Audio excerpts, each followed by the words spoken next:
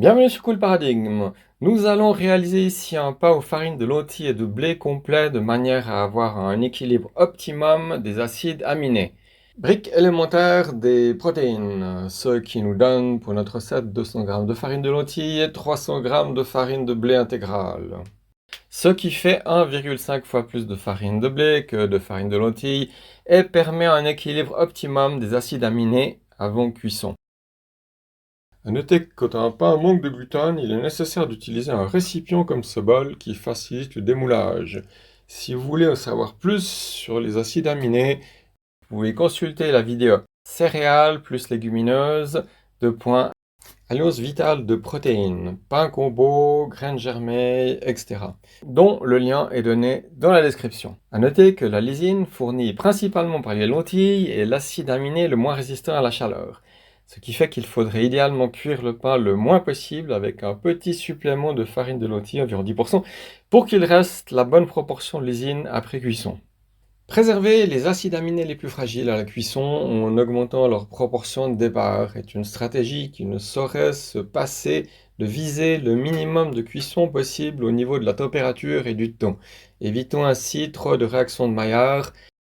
Voilà pour la théorie. Maintenant, nous pouvons commencer la recette avec une base de kéfir de lait jaune, moins de 12 heures de fermentation préalable, qui va permettre à la pâte de lever en étant pas trop acide.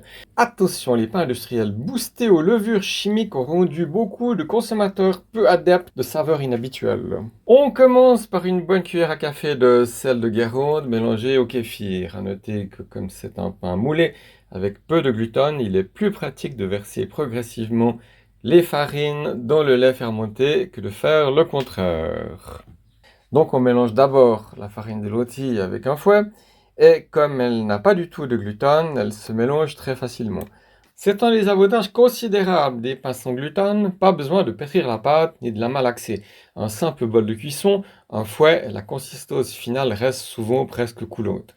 À noter que la consistance de ce pain sera plus ferme vu que la seconde farine contient du gluten et que même si c'est une farine intégrale, ça finit quand même par se sautir sur la résistance opposée au fouet.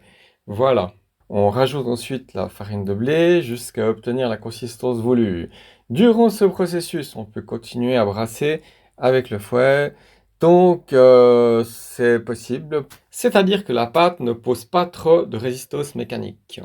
Pour ensuite mélanger la fin avec une fourchette, qui permet de contrer la résistance du gluten. Voilà, c'est fait.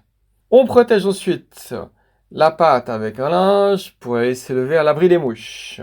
A noter que pour cela, il faut être convaincu que la pâte ne va pas gonfler au point de toucher le linge ou vérifier le gonflement intermédiaire. Un peu plus de 12 heures plus tard, la pâte a bien levé avec de plus grosses bulles près de la surface. On peut maintenant enfourner le bol pour une température de cuisson de 190 degrés pendant 50 minutes. Démarrage four froid. Attention, pendant des canicules, le four et ce que l'on cuit arrivent bien sûr plus vite à leur température maximum. Il s'ensuit que les taux de cuisson sont plus courts qu'en temps normal. Ici, le four a finalement été arrêté après 40 minutes et le pain sorti peu après.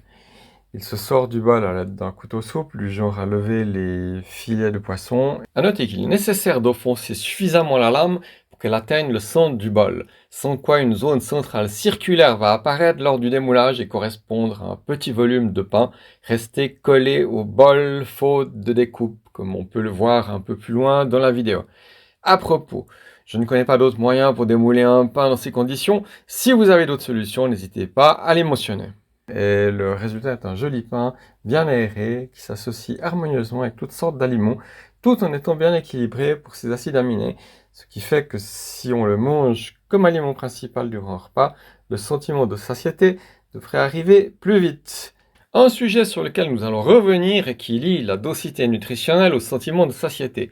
Et comme cette densité nutritionnelle est relativement indépendante du total de calories, nous avons une piste intéressante pour ne pas prendre de poids, sans devoir se restreindre excessivement. Si vous appréciez ces sujets, ne manquez pas de vous inscrire gratuitement à Cool Paradigme pour ne rien manquer sur de futures vidéos qui s'annoncent surprenantes. Merci pour votre attention.